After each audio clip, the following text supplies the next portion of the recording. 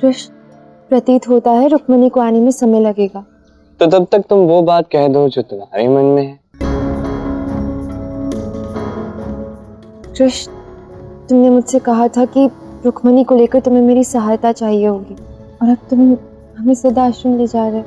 मैं केवल इतना जानना चाहती हूँ कि इस विपदा में मुझे जो भूमिका निभानी है, क्या उसकी यात्रा आरंभ हो चुकी है? हाँ, ये विपदा आरंभ हो चुकी है। सत्य से, निष्ठा से तुम्हें ही रुक्मिणी की सहायता करनी है राधा।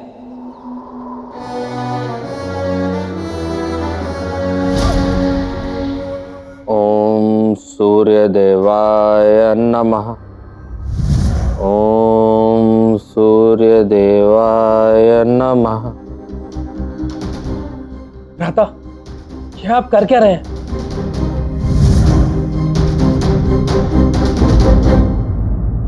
मैं अपनी इस दिव्य मणि को सुरक्षित रखने का प्रयत्न कर रहा हूँ। अर्थात?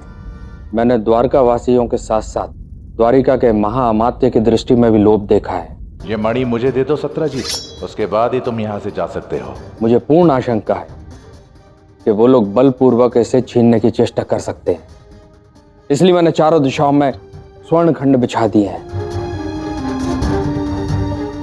ताकि जब वो लोग इधर पर आए तो सोने के लोभ में खो जाए और हमें भागने का मौका मिल जाए।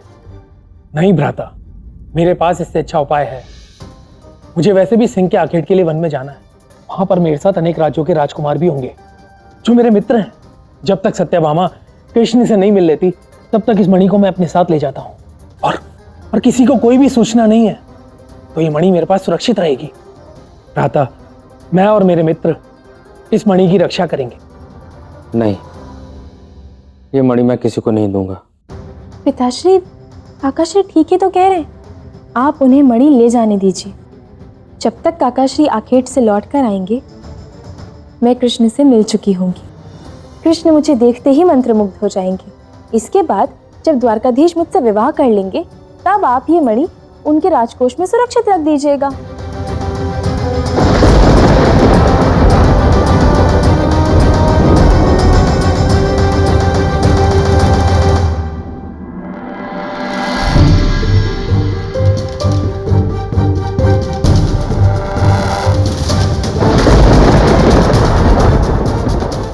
अब मुझे आज्ञा दीजिए भ्राता।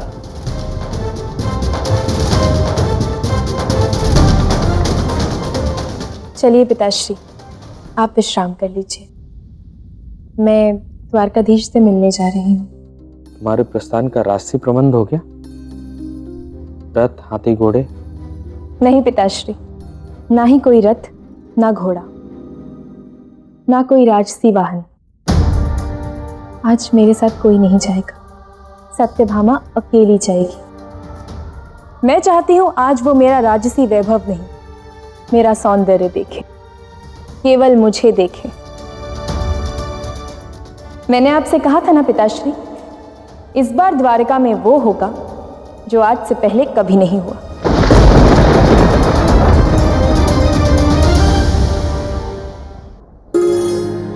चले? हाँ।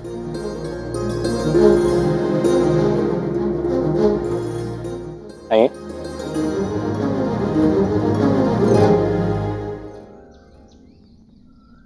स्मरण रखिए मैंने क्या कहा था। मेरी अनुपस्थिति में पूर्ण द्वारका का दायित्व आप पर है। द्वारका में जो भी आएगा उसका दायित्व आप पर है, था संभाल लीजिए।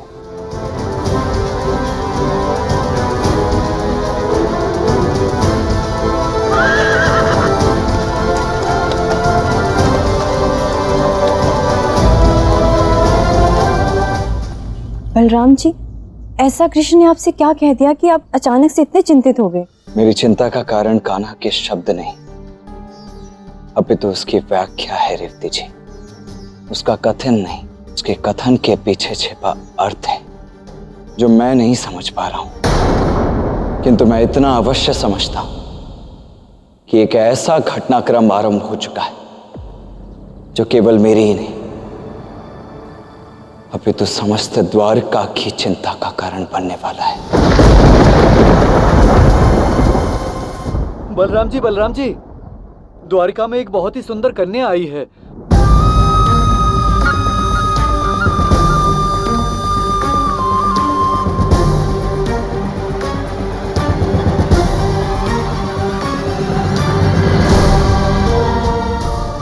नगर में एक भी व्यक्ति नहीं है, सभी उसके पीछे जा रहे हैं, मानो जैसे सारी द्वारिका मंत्र मुग्ध हो गई हो।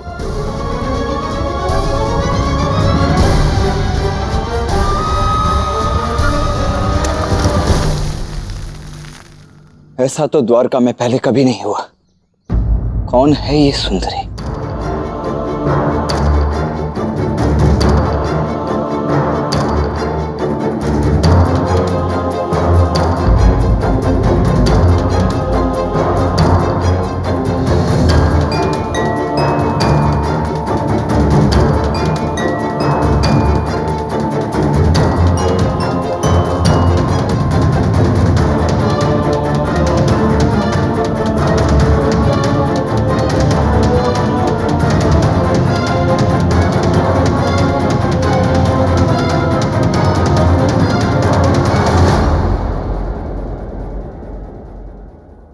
प्रणाम।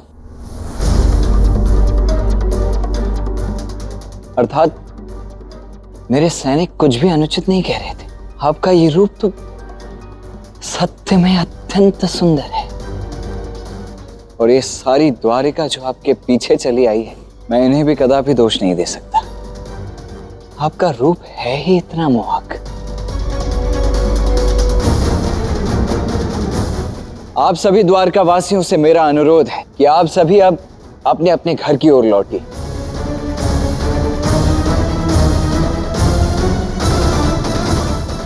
अब बताइए सुंदरी, कौन हैं आप? मैं राजा सत्राजित की पुत्री सत्यभामा हूं।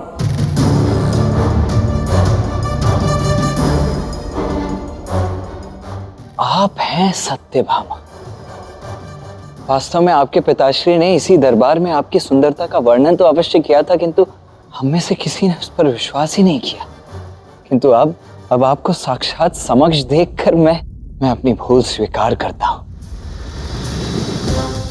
और आपके पूर्व पुण्य से प्राप्त आपकी इस सुंदरता को सहृदय प्रणाम करता हूं। परंतु आपका परिचय?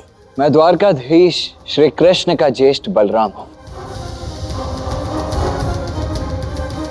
और ये है मेरी धर्मपत्नी रेवती जी। और मैं महाअमात्य अक्रूर। तो आप हैं महाअमात्य अक्रूर, जिन्होंने मेरे पिताश्री से उनकी श्यामंतक मणि को छीनने का प्रयास किया था। नहीं, मैं तो केवल मणि देखना चाहता था, और कुछ नहीं। प्रणाम। क्या हुआ अक्रूर जी, आप ठीक तो हैं? हाँ, मैं बिल्कुल ठीक हूँ बलराम जी। कहिए, हम आपकी क्या सहायता कर सकते हैं? मुझे कृष्ण से मिलना है। कृष्ण से? किंतु कृष्ण तो यहाँ है ही नहीं, वो तो सिद्धाश्रम चला गया है।